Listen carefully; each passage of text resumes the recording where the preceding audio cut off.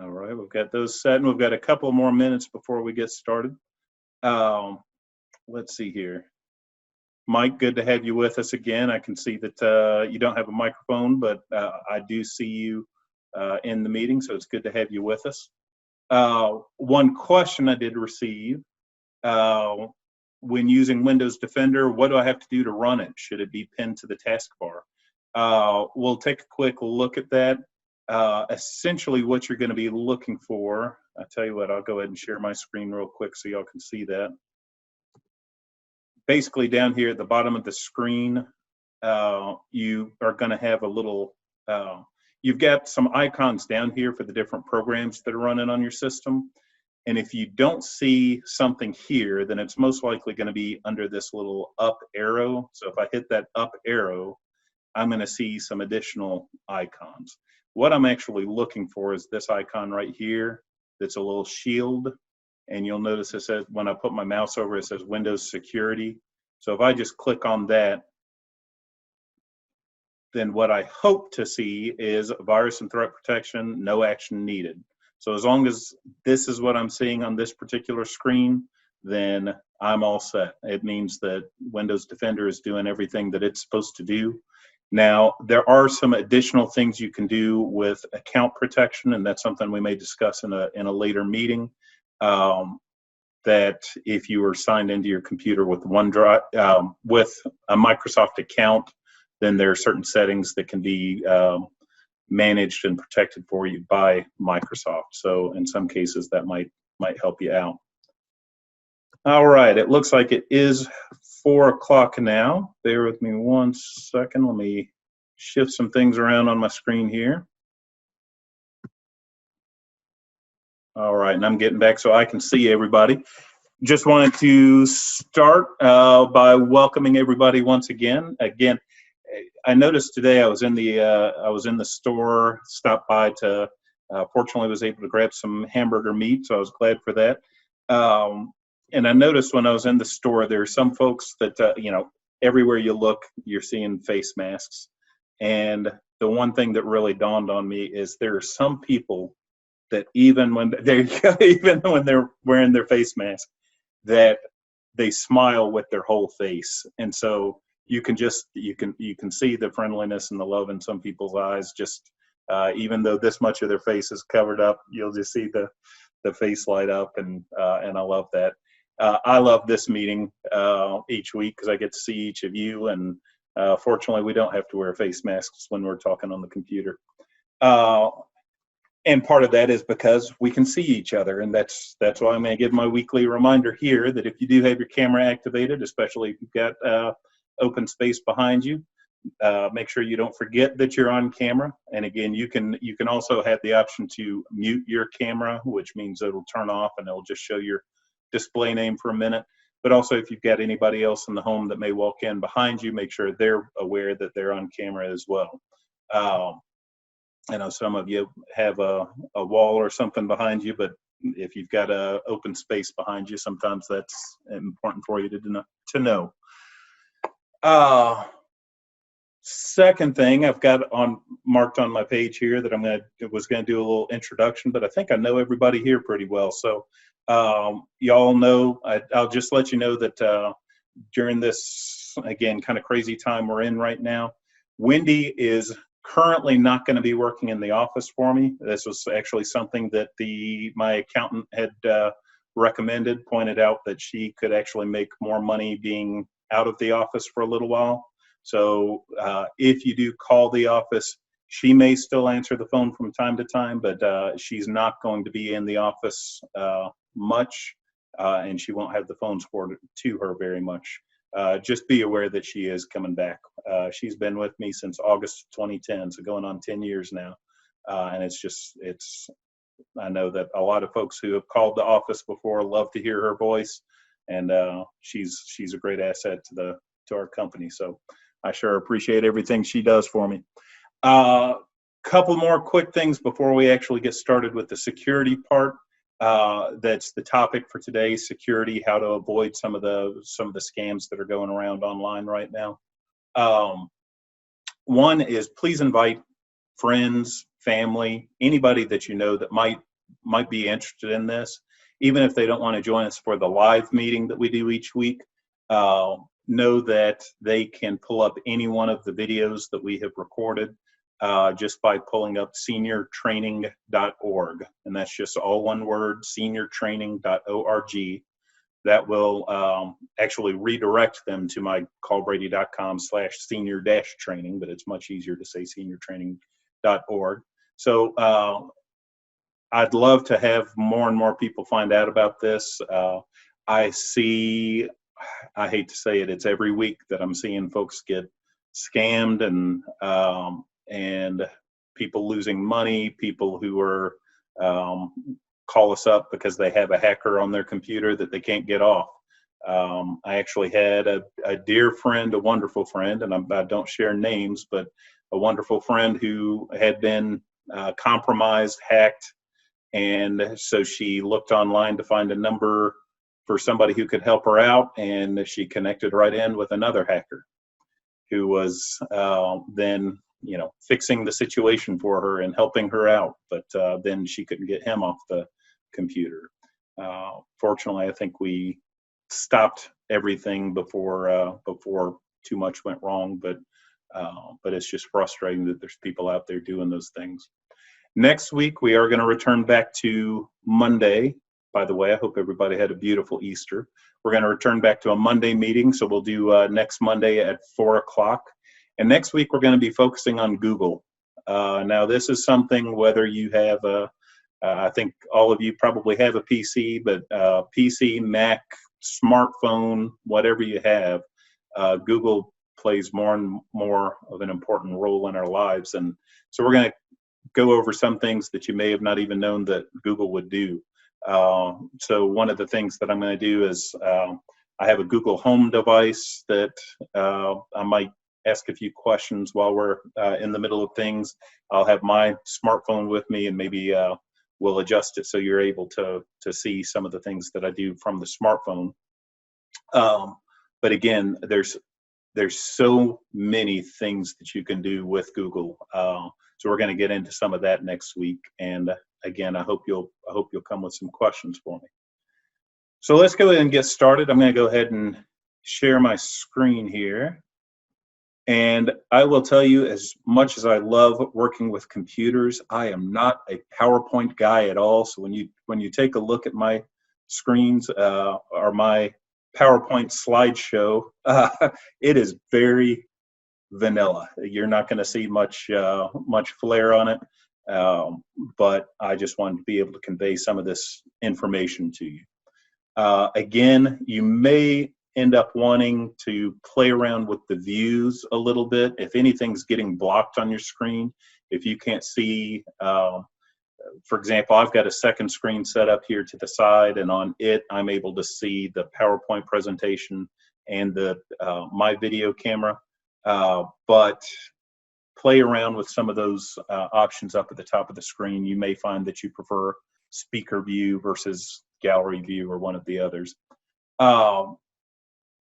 So let's start a little bit with just something basic for email, and that is the difference between what's called a display name and your actual email address. On the left side of this screen, you're going to see here, and this is kind of where I get a listing of all the folks who have emailed me. This is their display name. So you'll see, for example, here, I received an email marked domain notice.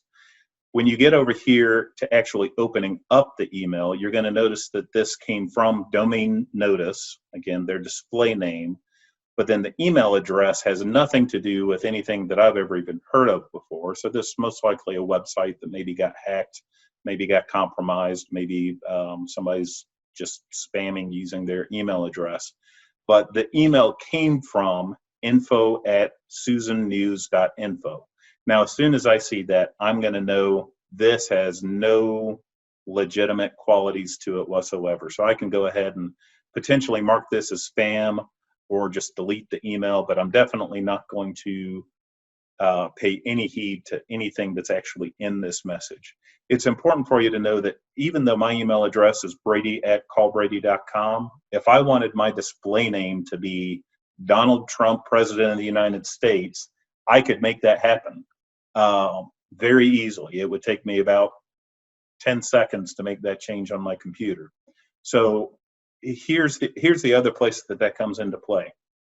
Let's say, for example, that you belong to a book club, and somebody in that book club sends an email out to everybody else in the book club, all 20 members, and puts everybody in the to field.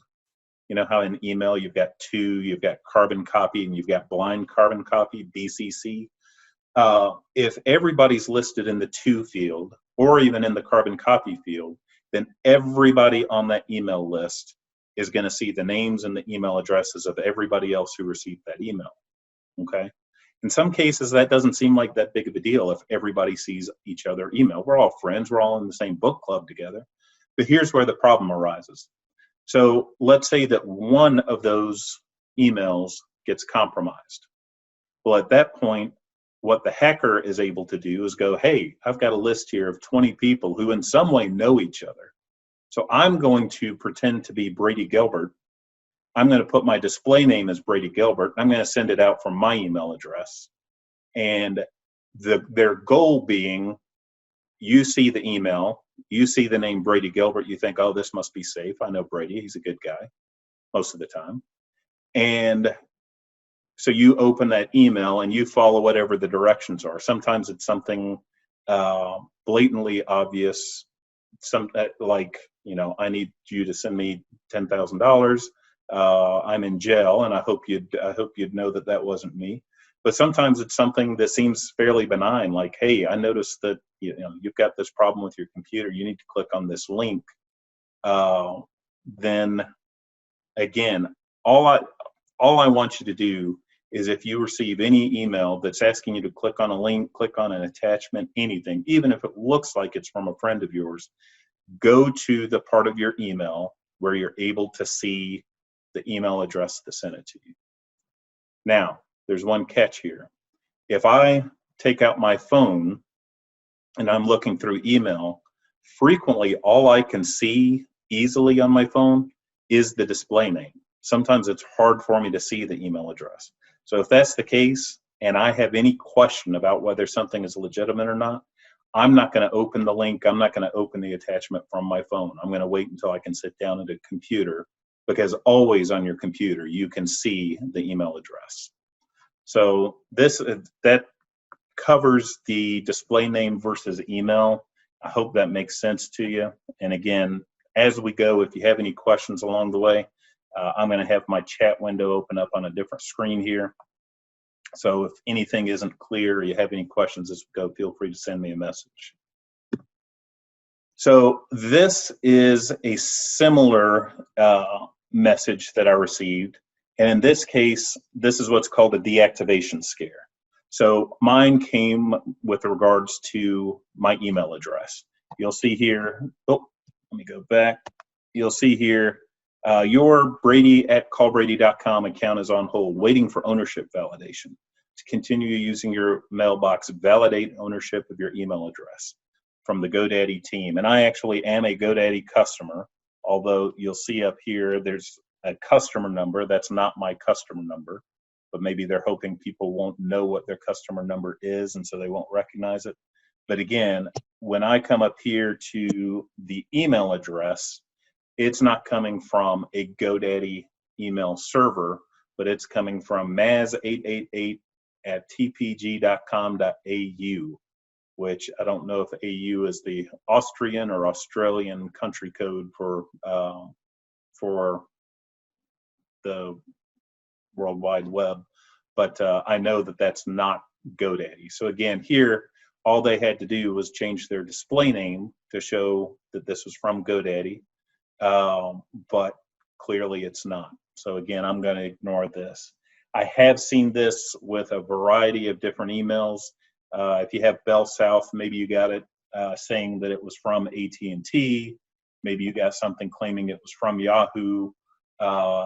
If you're with Duke Energy, you might get something claiming that they're about to turn off your power for some reason, unless you validate something regarding your account.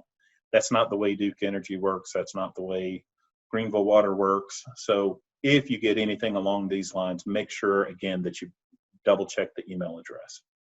Let's say that I saw this and I thought, I actually think this is legitimate.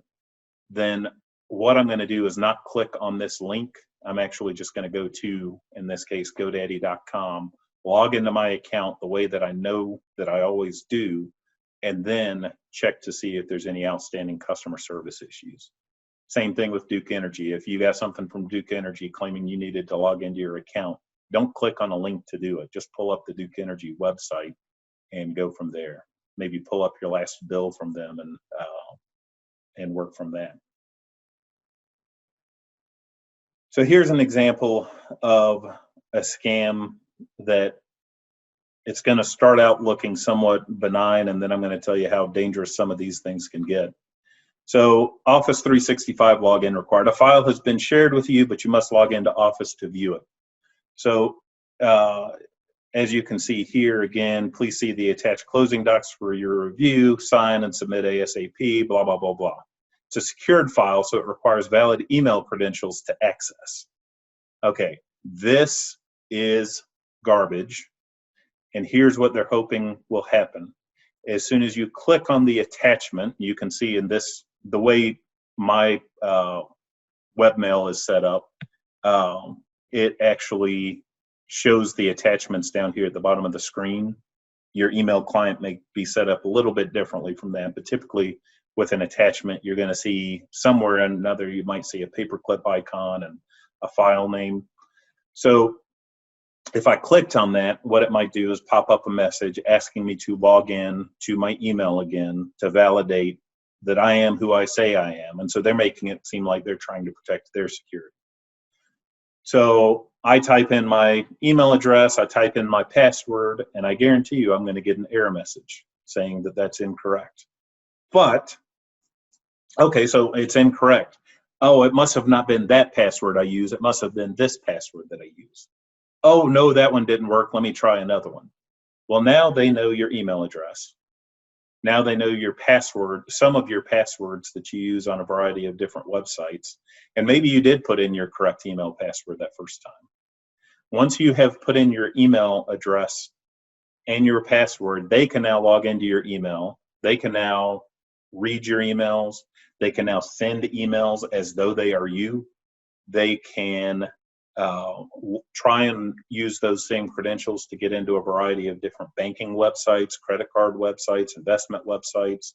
And because we're creatures of habit, and sometimes we do reuse passwords across sites, even though experts tell us not to, we can get compromised that way.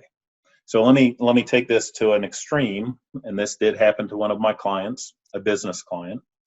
They received an attachment. It looked legitimate. They clicked on it. It popped up the box asking them to log into their email. So they did, or they attempted to, gave them the error message. At that point, what that hacker did was they logged into the email address, and let's say it was callbrady.com, my domain name. What they did was they went out and registered a domain name that looked very, very similar. But let's say they changed it to cal1brady.com. Then they registered the email address, brady@cal1brady.com. Then they started sending emails to people that I normally email, pretending to be me, and asking that they update their payment information to the new account that we've started using. All of this really happened. And they were able to, the hacker was able to go back and forth with several clients of this customer before they called me up and said, hey, I'm getting calls from a couple of my clients saying that we're asking them to do this stuff. And that's when we were able to go in and determine exactly what had happened, how it happened. We were able to contact the hosting company to shut down this fake, and in this example, I'll give you the fake cal1brady.com site. Again, it wasn't my site, but I used that as an example just so just to try and make it clear what exactly happened there. So be very wary of, if you click on anything and it's asking you to log in, be very wary of it, because most likely it's not legitimate. I think we're the only ones on here right now. I don't think Little chat. Gone. Let's see. Now I'm off. Now you're on. I'm on? I can hear you. Okay, now. Well, hey. All right. Now, can y'all hear me? Yes. Yeah. Where'd you go? Sorry about that. I know one of the first things I normally do when I set up this meeting is to plug in a network cable just in case I have any problems with Wi-Fi. I didn't do that with this meeting, so hopefully that won't happen again. If it does, I'll hop up and plug in a cable. So I apologize for that. Let's see here. So let me go back to sharing my screen. Bear with me one more second. Happen again. What's that?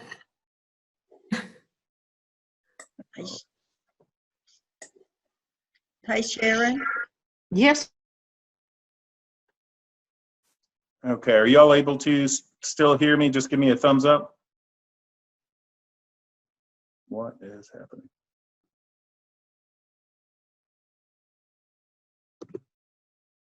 One of them on. Oh, Brady's gone. Where? Well, Brady. He's back, but he's not vocal. he's just getting fixed again. All right. Happens to the best of us. All right, bear with me one more second. Hopefully it's just an issue with the wireless and not an issue with the network as a whole. So I know that there were a lot of outages after the beautiful weather we had over the last couple of days. Let's see here.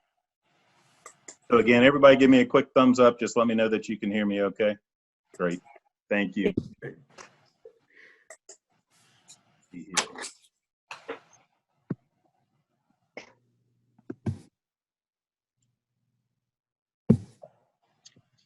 Okay, so what I'm going to do now is I'm going to go ahead and share my screen once again.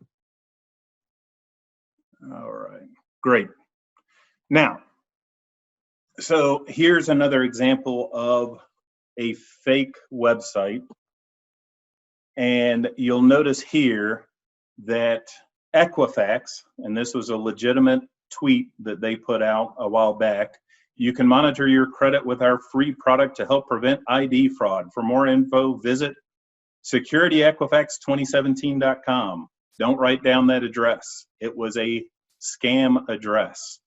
So somebody who was responsible for tweeting for Equifax actually posted that address not once, but 3 times. They tweeted it out. And so people were going to this scam website and they were, sure enough, getting scammed as a result of a message that went out from Equifax.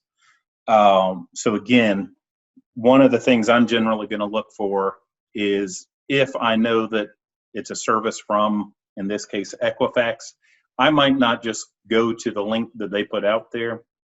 I might go ahead and just pull up the Equifax site myself and find the service through there. Here's something that you see quite a bit. Let's say I do a search for Quicken support. Now, there's a possibility that one or more of these numbers might be legitimate. But what you're going to notice is Quicken support 24/7, toll free. A lot of folks are just going to see that first 800 number and go, clearly that's the right one. And so they might go ahead and call up Quicken, and person might answer the phone, Quicken support, but it may or may not be Quicken support. So, and unfortunately, I see this a lot. People might do a search for Microsoft support. People might do a search for Dell support. Now, if you are legitimately on the Google website, I'll show you something here in just a moment, how you can know if the number you're getting is a legitimate number, because each of these may look legitimate. let me stop my screen share for just a moment. Actually, instead of stopping the screen share, let me share it again. But I'm just going to pull up a browser. And let's say that so here's one thing that's important. If you pull up your Chrome and you don't see Google, then you may not be using Google for a search engine. Even if you see a box that looks like this, you may actually be on another website. So one of the things we should definitely see is if I type in any search, support, QuickBooks, then once I press enter, I should definitely see I should definitely see google.com up here in the address bar. If it's taking me to anything else, like I see a lot of folks who have something called findmapsnow.com, and it's a search engine, it's a plugin, it's all these different things, and it's not something that you want. So if I see Google, I know I'm getting legitimate Google results. Now, here's an important thing again. Sometimes people will just look to the first link. But if I look right here, it's telling me very clearly that this first link is an ad. I, every now and then, will advertise with Google, but I am very wary of advertisements in Google myself.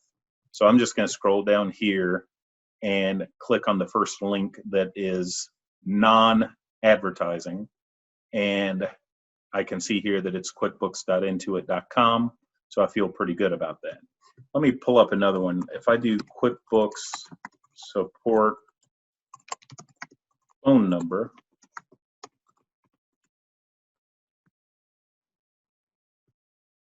okay, so QuickBooks may have not registered a number with Google. Let me try one other thing here. If I said Dell support phone number. So Dell has actually gone through a process with Google so that their primary phone number, the one that Dell wants you to see, shows up in big numbers. So if you see a number showing up like this and it says it's for Dell customer service, you can feel very confident that that's a legitimate number. One thing that's interesting is, let's say I do this exact same search. I'm just going to copy that, and I switch over to another, Google's competitor, and I do a search on Bing. Then again, I'm getting an advertisement up here at the top, so I want to be careful of that. But here, I also see a very large phone number. This one's 624-9896, and this one was 624-9897. The only thing I can attribute that to is I think Dell wants to know where people are searching to get the phone number. So they have one phone number set up for Google, one set up for Bing, just so they can see what search engines people are using. But again, if you see a phone number and you know you're on google.com or you know you're on bing.com, if you see the phone number large like that, then you can feel pretty safe that that's a valid support phone number. All right, let me go back to here. Okay, so again, we went through this example just now with what things might look like in Google, what things might look like in Bing. Nigerian lottery, okay, I think everybody here by now has seen this message or something similar to it.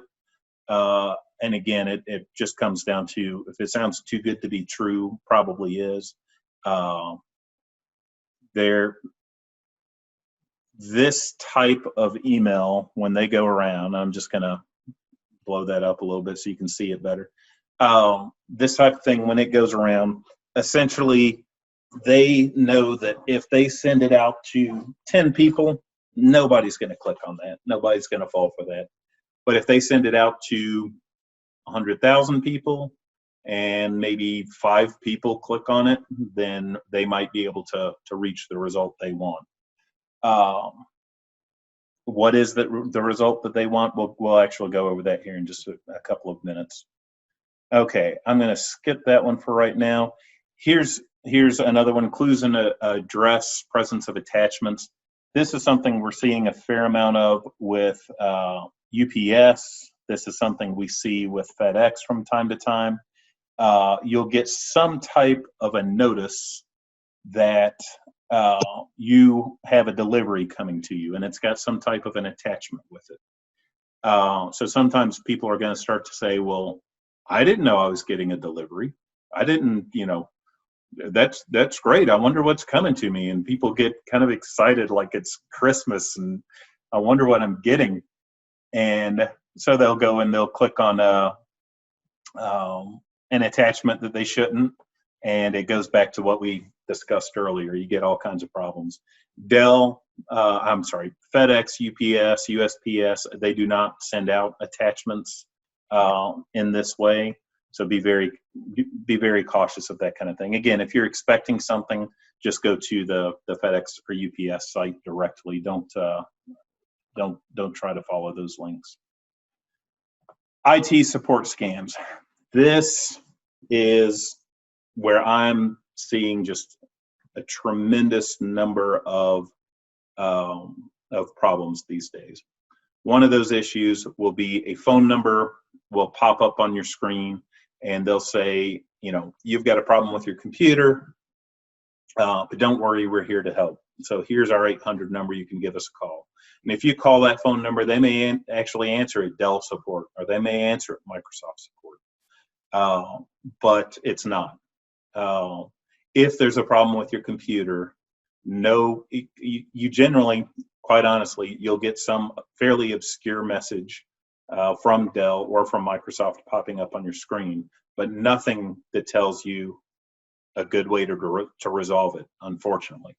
So if you're getting an 800 number popping up on the screen and it's telling you call this number, we'll help you, don't call the number. Most of the time, the best thing to do is to just close the window altogether, maybe even go as far as to restart your computer. Most of the time, those messages will pop up. They're fairly aggressive. So some of them, you'll try and close a message, close it again, and it'll just drive you nuts. And so some people will maybe just close the lid of the computer or mute the computer, walk away from it. But the best thing to do is actually go ahead and restart your computer, and most of those issues will go away. Asking somebody to dial certain numbers on their phone. Let's say I give you a call and I say, I'm about to have to, I'm with Bell South. I'm with your telephone provider, and we're going to have to shut down your phone for the next 3 days. And I'm going to come up with a good reason why I'm about to have to do that. And so you say, no, you can't shut down my phone. I need it. This is how I communicate with people. And so then what they'll say was, well, I tell you what, you might be able to save me some time anyway. If you can just dial these numbers into your phone, then we won't have to shut your phone down for 3 days. And again, what they're trying to do is get you to put in some certain type of code that might forward your phone to them. It might forward text messages that you could receive to somebody else. Again, some of these are fairly rare, but if somebody on the phone is asking you to dial numbers into your phone, don't do it. Stay away from it. Here's one that was very unfortunate. One of my clients did fall for. He got a phone call claiming it was from his antivirus company. So he's talking to the guy and he says, well, as you may have heard, I'm sure you've seen in the news lately, try and make him feel good about it himself, that he's up to date on everything going on. Our company is no longer authorized to provide support for clients in the United States. And so we feel bad about everything that's going on, so we'd like to go ahead and refund your money. So we're going to refund what you paid for our product plus a little bit more. We're going to refund $200 to your credit card. Now, this should somewhere, I hope you would feel a little bit wary if you hear something like that. But he was excited. He was getting $200 back. So they said, all we need is the credit card company or the credit card number that you originally signed up with. So he pulls out his credit card number and he starts reading it to him. So he reads that number off and they say, oh, no, I'm sorry. That's not the number that we have on file here. Is there another one you may have used? So he goes, well, maybe I used this one instead. So he pulls it out, starts reading another number. Then he says, no, I'm sorry. I should have caught this before. It actually wasn't a credit card. It was a debit card number that we had on file. At this point, finally, the red flag goes off. And my client says, no, I wouldn't have used a debit card.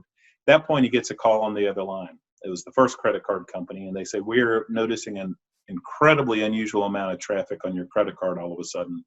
And we wanted to make sure this was you. He is heartbroken. He realizes the mistake that he made. So he says, no, cancel all of those charges. And can you call me back in 20 minutes? I've still got this guy on the other line.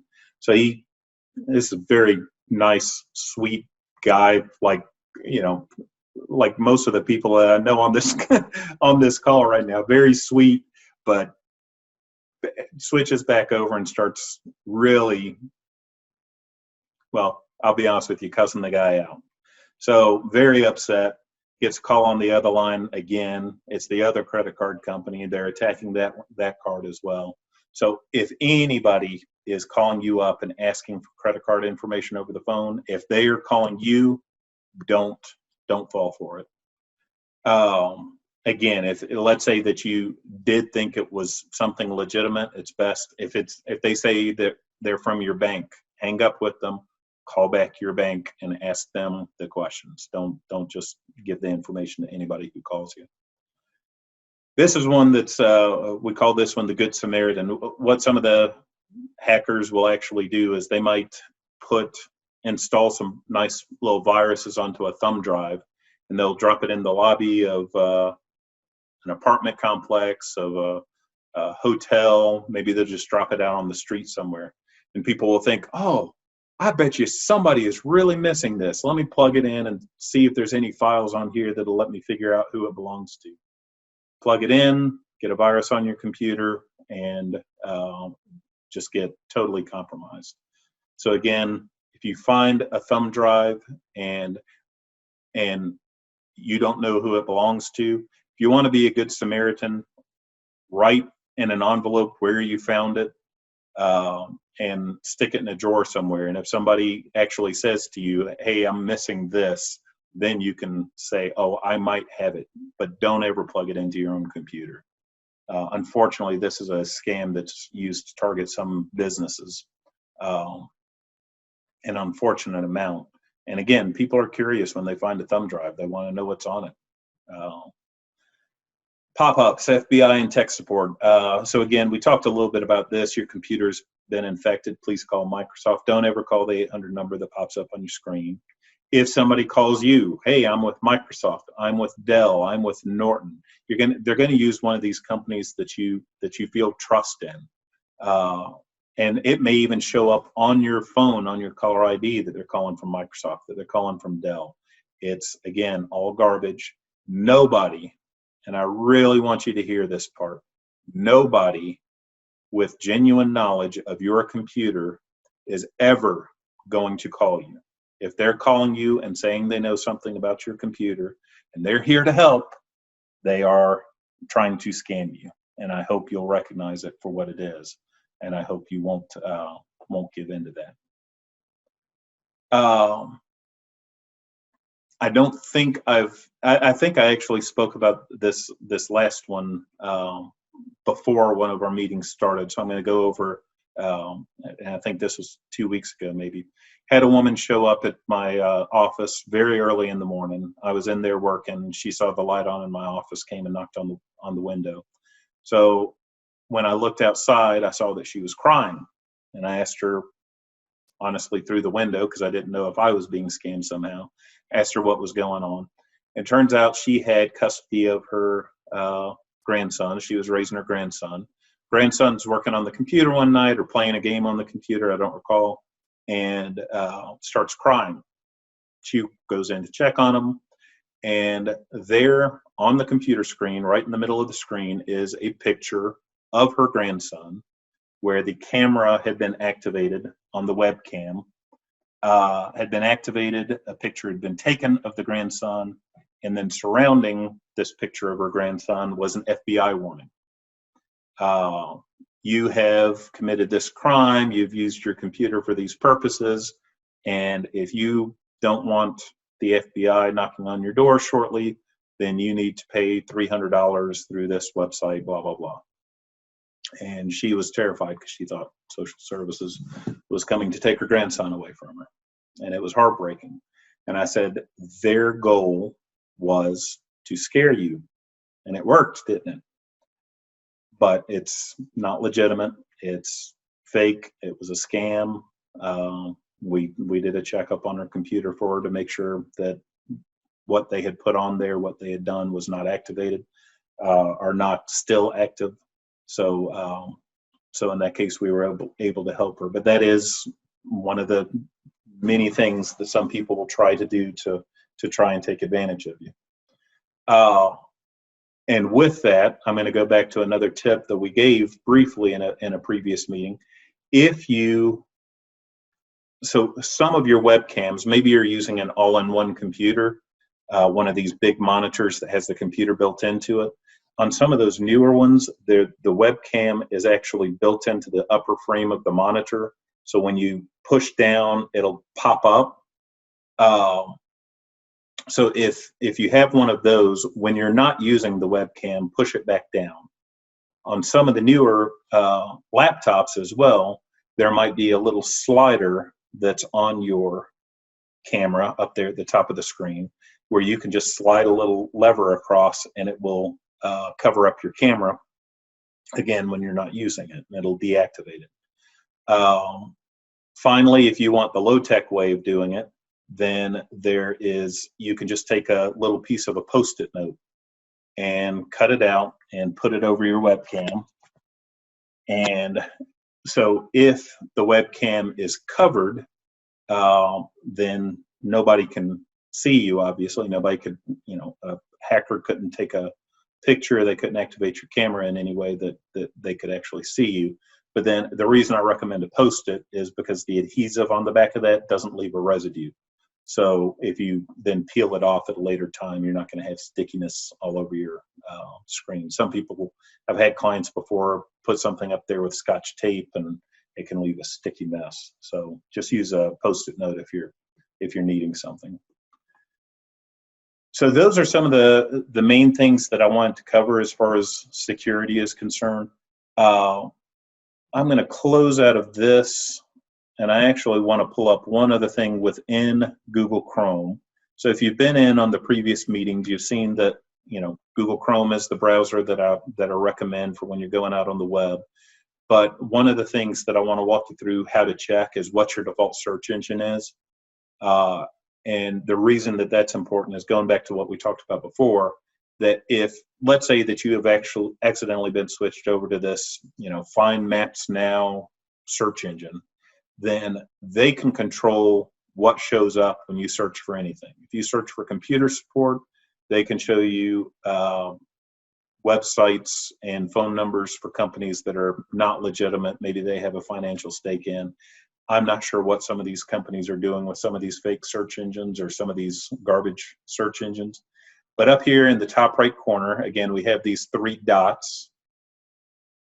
So if I click on those 3 dots, one of my options is Settings. So I'm just going to click on Settings.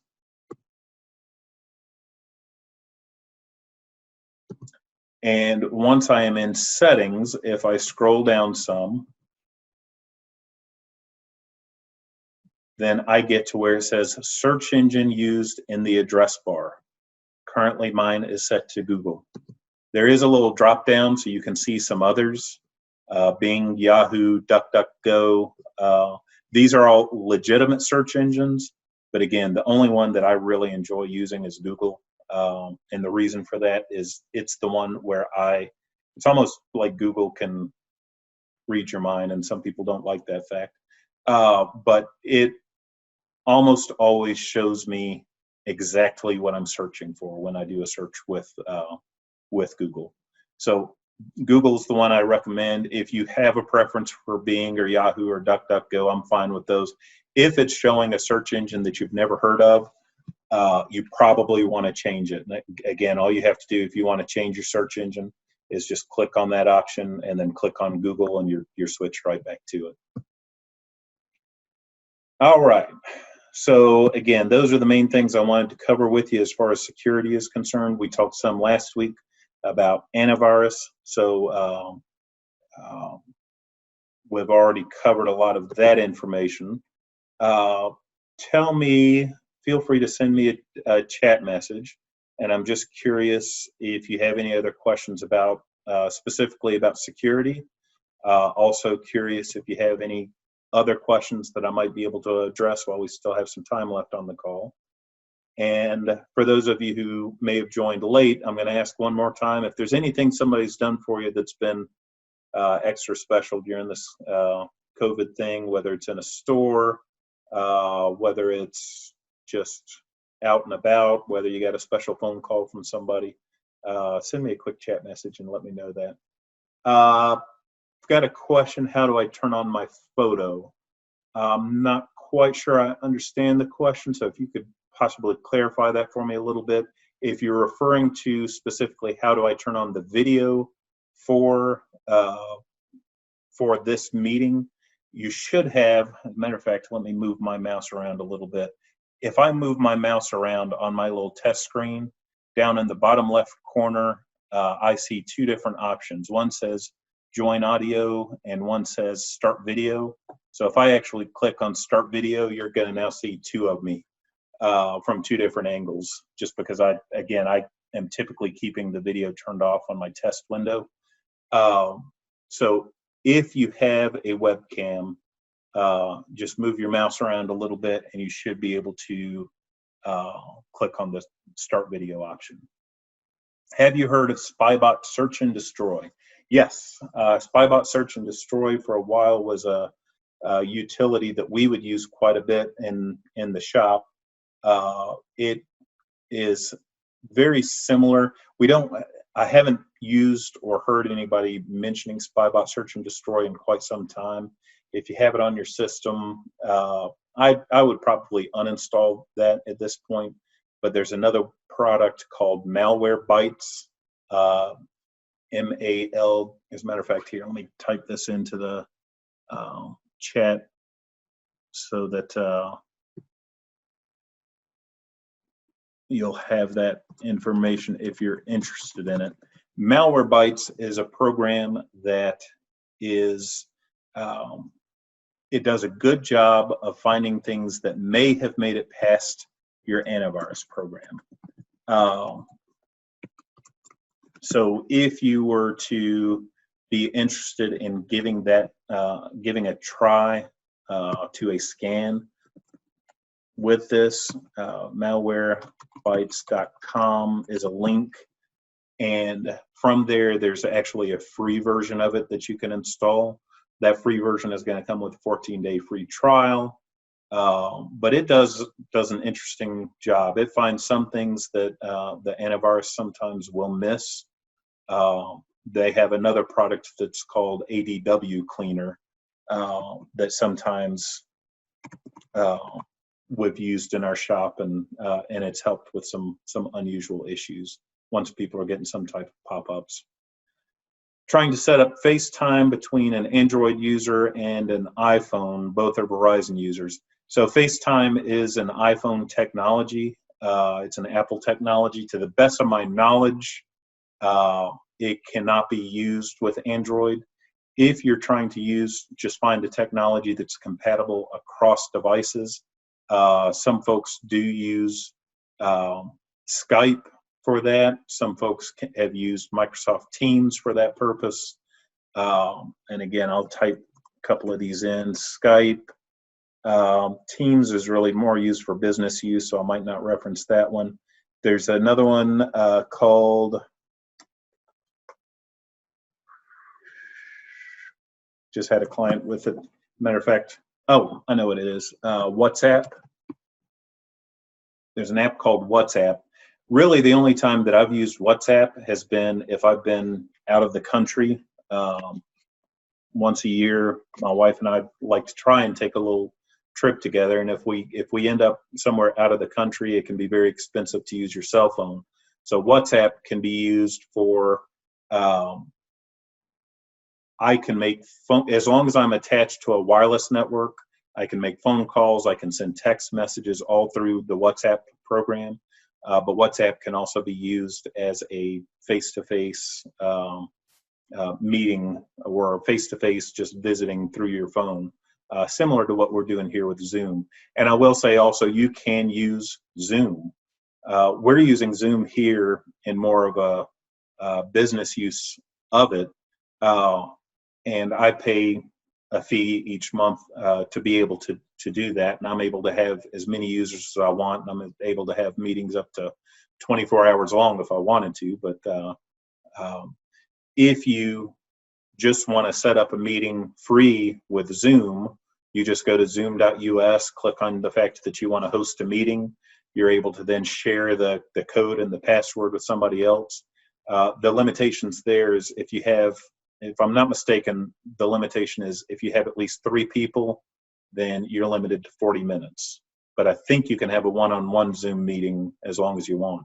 Again, they might have a 24-hour limitation, but that might be a good option if the other person that you're wanting to work with does not have the same kind of phone. How can I activate my Adobe Flash player? Adobe Flash is a technology that's largely going away. It's been de-supported in large part. So if you're going to use Flash Player, then I would probably recommend that you limit how much you're using it. Within Chrome, though, if you pull up a website, let me share my screen for a moment to answer this. If I pull up a website that's using Flash, then typically over here in this top right part of my screen, I'm going to see a little icon pop up. And if I just put my mouse over it, like if I put my mouse over this star, it says bookmark this tab. A little extra icon might show up if I go to a page that uses Flash, and it might say enable Flash for this site. Chrome traditionally is going to stop you from using Flash because it's no longer considered as secure. So again, don't use it too much, and don't enable Flash on a site that might not be trusted. If you're just browsing the internet and you come across a site and it wants you to enable Flash, it's best to avoid that. If there's a specific site that you're trying to use Flash on and can't get it to work, then let me know and I might be able to provide you a little bit more detail. Don't have a mic on the Apple phone. That's why trying for FaceTime. Thanks. Oh yes, Zoom might do it.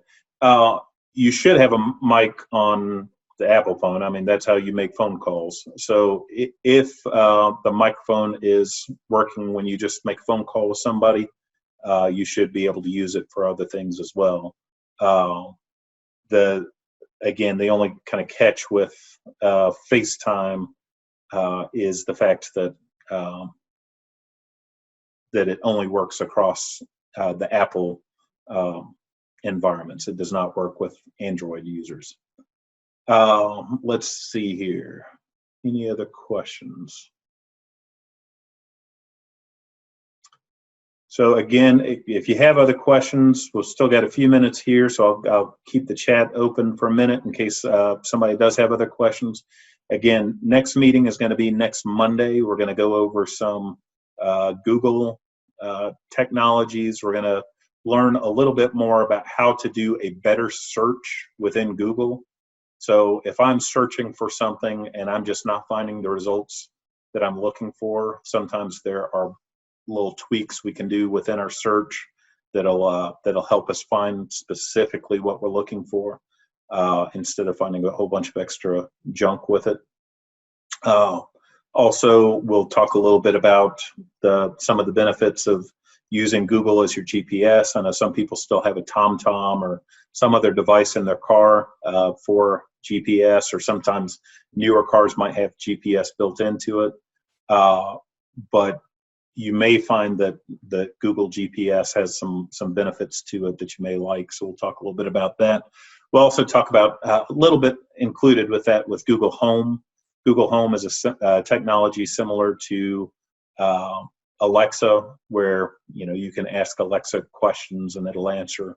So I'll have one of those in the room with me, so we can possibly go over some uses you may not know that those devices had. We'll also talk very briefly about Google Wi-Fi, which is a router replacement that can work in some. If you have a larger home, the Google Wi-Fi is really stellar for being able to light up your whole house with a good quality Wi-Fi. My radar picture will not show up on the weather service. Okay, so I believe that may be tied back to the flash question. Again, let's see here. Carol, if you will, tell me if there's a specific website that you're going to, for example, weather.com, or if it's a different website that you're going to for the where you're hoping to see radar. Oh, hold on one second. I think you're talking to me. Let me unmute you. Tell me again. John is the questioner. Okay. Is it weather dot? I'm not sure what He it doesn't is. know what he was using. Okay. I'm going to mute you again, and then I'm going to mute you again, and then I'll pull up the one that I recommend. So if I go back to share my screen, and then what I'll typically do is just pull up weather.com. And if I come over here and click on radar, then if I don't tell it where specifically I am, it's just going to show me kind of a generic location. But if I were to actually type in 29690 and press enter, it should. Okay, so it wants me to specify Travelers Rest. But at that point, I should be able to click on radar and get radar specific to Travelers Rest. And again, this site does not appear to use Flash. So if you just use weather.com, that would be a good one. Now, there's one other thing I'll point out to you that some folks don't know is built into your Windows 10. If I click on my Start button, typically going to have this little icon right here. You can see right now it says it's partly sunny and 59 in Washington. But if I click on that, I haven't configured this for this particular user account, but I'm going to click here in the search button, search box, and type in Travelers Rest SC. Click on Travelers Rest and then click Start. Once I've done this, I love this little weather app. So it's going to show me a multi-day forecast. If it's going to show me what it is right now. When I scroll down, it's going to show me the hourly forecast. It's going to give me information about sunrise, sunset, moonrise, moonset. If I come over here to the left side of the screen, I've got this maps icon. And at that point, I'm going to be able to see radar information. Now, this is only within Windows 10. This is not in Windows 7, and I don't think they have it quite this developed in Windows 8. I can also I can set up some multiple locations. So if I know that I'm going to be going on a trip to Myrtle Beach, I might set up Myrtle Beach as a favorite place and just periodically check in on what the weather is going to be when I go there. Or if I've got family members that are in Alpharetta, Georgia, I could set up Alpharetta as a favorite place, so I'd be able to stay abreast of what the weather is going to be where they are. So again, weather.com is probably the best website that I would recommend. It does not use Flash, and then also the weather app that's built into Windows 10. One other question, can I change my display name? Is that in regards to a meeting like this? You're currently marked, as a matter of fact, Karen, I'm going to unmute you for a moment. Actually, you may have, there we go. There you go. When you had us look at the emails initially, there was a display name and then there was an email address. Correct. Can you change your display name? Yes, you can. So how you do that depends on about 15 variables. So I'm not going to go in depth on that. If you're using an email client, something like Outlook or Thunderbird on your computer, then when you set up the email address, you would have typed in your display name, and you'd be able to go into properties for your email address within that email client and change your display name. Same thing on your phone. So typically on my phone, I have an Android, but it's very similar on an iPhone. I'm not sure what you have, but if I were to click on settings and actually go down to information on accounts, then I could actually click on my email account. And as I dig down into settings there, I'm eventually going to find a setting that says, that asks me what, it gives me an edit account. And there we go. It shows my name and it shows what mine is currently listed as, Brady Gilbert, Call Brady Computer Services. I could actually have it set up differently based on if I'm using a webmail of some kind. I could have it set up differently from my phone, differently from Outlook on a computer. So unfortunately, each place that you send and receive emails, you may need to check that. If you're going out to a website to send and receive email, let's say you're using either a Gmail address or you're using, say, a Bell South email address. On those, you'd actually log into the website where you send and receive email, go under your settings, and somewhere in there, you're going to find your display name listed. Sometimes people just, out of ease, they might set their display name to be their email address, but I find it's much more helpful if you set it up. For mine, I do my first name and last name, and then in case people don't recognize it, I put in parentheses Call Brady Computer Services. But I find it's very helpful to put in your first and last name. If you, let's see here, please add my email for the next meeting. I would love to. By the way, you got my computer working much better. I appreciate that. That's always good to hear. If you pull up the seniortraining.org website, again, that's going to redirect you to another part of my Call Brady website, but there's a form on there where you can enter your name and email address, and that way you're sure to get the notifications about these meetings. You can also, I'll just show you that site real quick so you'll see kind of the way that I do set that up. If I pull up my Chrome, again, I'm just going to go to seniortraining.org. And once I do that, you'll notice it went from seniortraining.org to callbrady.com/seniortraining. You can pull up either site. Seniortraining.org seems to be easier to give out somebody. The video of today's meeting tomorrow will be here where you can click on it. And then you'll also have an option next week. If you pull up the same page, again, you'll see a link that will ultimately get you to into the meeting at 4 o'clock on Monday. Brady, Yes. I noticed that up on the search line, it indicates that it's not secure. So that's a good question. I'm glad you asked that. We did cover that briefly in a previous meeting about Chrome.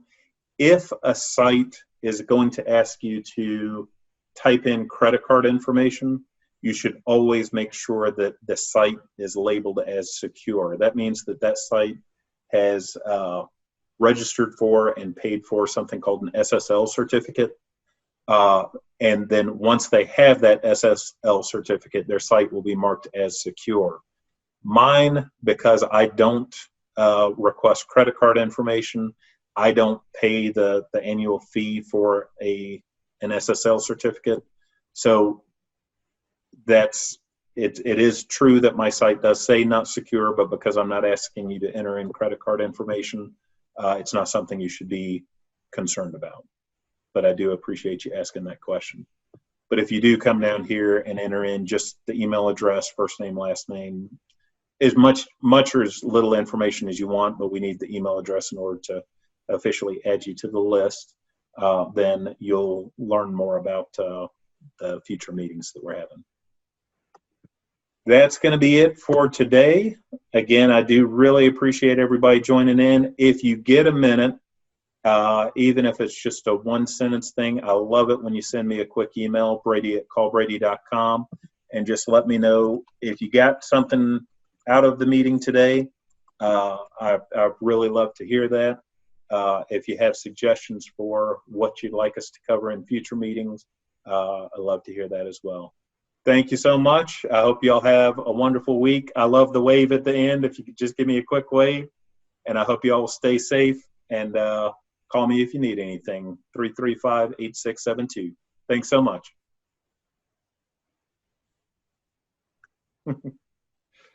Bye. Bye.